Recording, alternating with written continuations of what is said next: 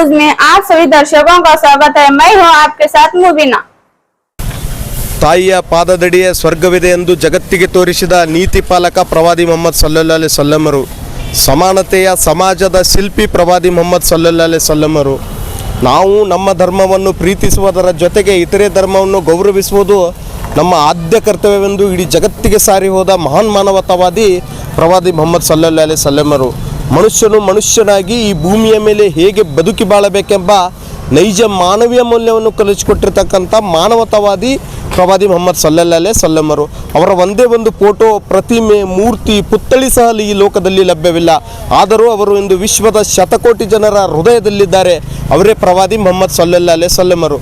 ಆದರೆ ವಿಷಯ ಏನಾಗಿತ್ತಪ್ಪ ಅಂತಂದ್ರೆ, ವಿಜಯಪುರ ನಗರ ಶಾಸಕರಾಗಿರ್ತಕ್ಕಂಥ ಸನ್ಮಾನ್ಯ ಶ್ರೀ ಬಸನಗೌಡ ಪಾಟೀಲ್ ಯತ್ನಾಳರು ಪ್ರವಾದಿ ಮೊಹಮ್ಮದ್ ಸಲ್ಲಲ್ಲಾಹು ಅಲೈಹಿ ವಸಲ್ಲಮರ ಕುರಿತು ಅವಹೇಳನಕಾರಿಯಾಗಿ ಮಾತನಾಡಿದ್ದು ತೀವ್ರ ಖಂಡನೀಯ. ಏನು ವಿಷಯಪ್ಪ ಅಂತಂದ್ರೆ, ಮೊನ್ನೆ ಹುಬ್ಬಳ್ಳಿಯಲ್ಲಿ ನಡೆದಿರ್ತಕ್ಕಂಥ ಶ್ರೀರಾಮನವಮಿ ಉತ್ಸವ ಕಾರ್ಯಕ್ರಮದಲ್ಲಿ ಪ್ರವಾದಿಯವರ ಕುರಿತು ಅವಹೇಳನಕಾರಿಯಾಗಿ ಮಾತಾಡ್ತಾರೆ. ಪ್ರವಾದಿಯವರ ಬಗ್ಗೆ ಅವರು ಯಾವ ವೇದಿಕೆ ಮೇಲೆ ನಿಂತು ನಾನು ಏನು ಮಾತಾಡ್ಲಿಕ್ಕತ್ತೀನಪ್ಪ ಅಂತಕ್ಕಂಥ ಅರಿವು ಸಹಿತ ಅವರಿಗಿಲ್ಲ.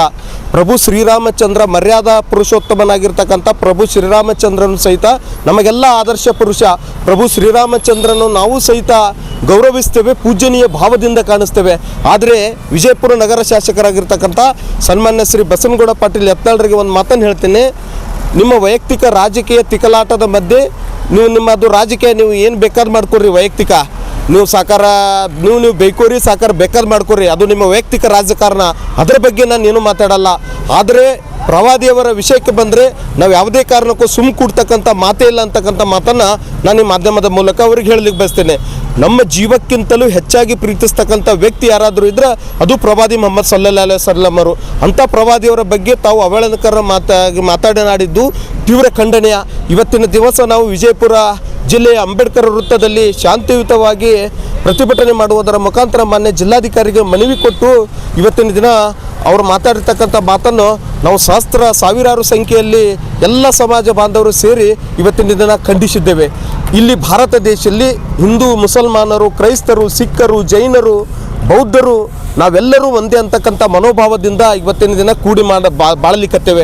ಸನ್ಮಾನ್ಯ ಶ್ರೀ ಬಸನಗೌಡ ಪಾಟೀಲ್ ಯತ್ನಾಳ್ ಸಾಹೇಬರು ತಾವೇನಾದರೂ ಸಾಮರಸ್ಯ ಹಾಳು ಮಾಡ್ತೀನಿಪ್ಪ ಅನ್ನೋಂಥದ್ದು ತಮ್ಮ ತಲೆಗೆ ಏನಾರಪ್ಪ ಅಂತಂದ್ರೆ ಅದು ನಿಮ್ಮ ಹುಚ್ಚು ಭಾವನೆ, ಅದು ನಿಮ್ಮ ತಲೆಯನ್ನು ತೆಗೆದೋಗೋದು ಬಿಡ್ರಿ.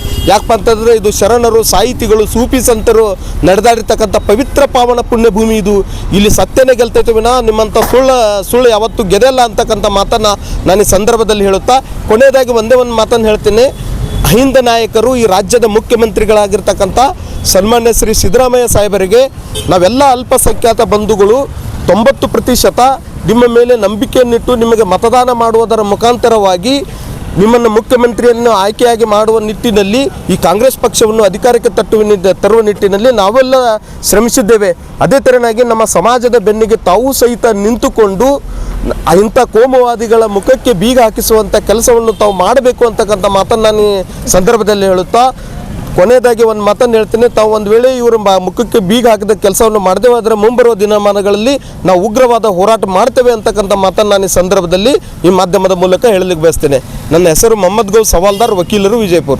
आज शहर बीजापुर के अंदर जो प्रोटेस्ट हज़रत मोहम्मद सल्लल्लाहु अलैहि वसल्लम के गुस्ताख रसूल का नाम से जो प्रोटेस्ट किया गया है, अल्हम्दुलिल्लाह ये बहुत बेहतरीन अंदाज में बीजापुर शहर के जो तमाम हमारे भाई जो बुज़ुर्ग हैं, जो नौजवान बच्चे हैं, इतना बेहतरीन शांति रीति से ये प्रोग्राम को अंजाम दिए। पहली बार इतने शांति रीति से एक प्रोटेस्ट हुआ है। मैं तमाम बीजापुर के अवाम का शुक्रिया अदा करता हूँ। और बीजापुर शहर के जो एमएलए हैं उनको ये एक मुंह पर तमाचा है। ये जो है आज का जो प्रोटेस्ट है बसनगौड़ा पाटिल के मुंह के ऊपर एक तमाचा है जो आज पब्लिक आकर दी गई। आप ये समझ रहे हैं कि आप अकेले इस बसवनाड़ के अंदर जो हैं हिंदू हैं, बाकी कोई नहीं है। तो सब हिंदू और सब मुसलमान मिला के आज आपके मुंह के ऊपर, आपके गाल पर तमाचा मारे हैं। मैं आपसे और एक बार आग्रह कर रहा हूँ कि आप आने वाले दिन के अंदर अपनी ज़बान को कंट्रोल में रखें, वरना इससे भी बड़ा और इससे भी भयंकर एहतजाज होगा और प्रोटेस्ट होगा। और आपको जब तक कर्नाटक से बाहर नहीं भेजेंगे तब तक इस सरकार को हम नहीं छोड़ेंगे। अस्सलाम वालेकुम। लेटेस्ट न्यूज अपडेट्स के लिए YouTube एक्सप्रेस को सब्सक्राइब कीजिए, साथ में बेल आइकॉन को भी क्लिक कीजिए, साथ ही साथ लाइक, शेयर और कमेंट करना ना भूलिए।